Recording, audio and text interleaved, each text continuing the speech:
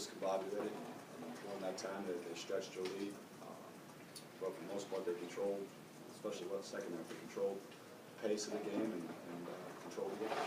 Were you surprised how, I mean, I know you expected Mercer to be very, very good on defense, but they were able to extend you guys out, and of course he was just a monster inside. Were you surprised how effective their defense was? Their defense was very good, and our defense wasn't. We gave up layups. That's one of the things that we emphasize, no easy baskets. We gave up a ton of easy baskets, and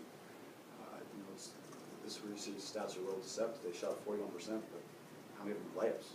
Go back on the shot chart. There was 10 to 12 layups. That was the most disappointing. Step back defensively, or did you try anything differently? Maybe just we tried a couple of different things. Nothing that we did was what we had some. We had a couple different ways we were going to play it. We tried it, and it wasn't very effective, obviously. How big a factor was the hostile environment tonight with the blackout and everything, and not winning a game here in the regular season? I know you guys won in the ASUN tournament, but how big a factor? Even at our place, I don't think arenas win games. I think there was a real good crowd, tribute to Mercer and their fans, but I don't think those things. I think the 5 guys on the field, on the court, factor in more than fans. Do you think they keyed on Brett a little bit too, as sort of an engine of the offense in some ways? I think they did a good job on all those guys. When you look at our field goal percentage, I mean, and I thought the big thing did the challenge shots at the rim. When you look at how many balls we had around the rim that we didn't get to go in.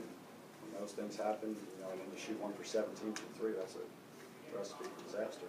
Chase, kind of the same thing I asked him. I mean, I know you guys expected Mercer's defense to be really, really good, but it was sort of ridiculous tonight, it seemed like. Were you a little bit shocked by that, or do you think it was maybe all not clicking as much? I think they did a great job. Their team defense is great. It always is. We were ready for it. I don't think it's surprised as much as we just didn't finish as well as we should have. Again, we went 1 for 17 from 3-point line, which is a credit to them, but with the shooters we have, that doesn't happen very often, and I don't think we were surprised by it. I think they played very well, but I think we didn't play as well as we needed to on the defensive end to be in the game. Why do you think that was, Bernard? We just weren't there. We made some couple mistakes. They capitalized off our mistakes, and we just couldn't finish around the rim or anything like that. They just stopped us. Seemed like every time you guys would make a run, they'd kick it back up to 11, 12, 13, 15, or whatever. Pretty frustrating, I'm sure. I mean, did you feel like there were a couple of times where you had a chance to finally overcome that in the second half?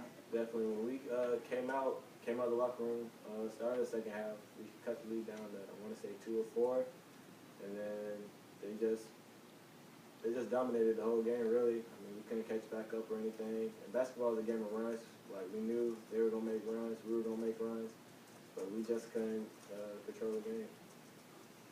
Just one game, or is this a little bit of send a little bit of a message of that you guys know how much more work maybe you need to do? We have a lot of work to do. We never had a finished product. I mean, it's the big thing is now to regroup, and it is one game. It's not you don't want to lose any game.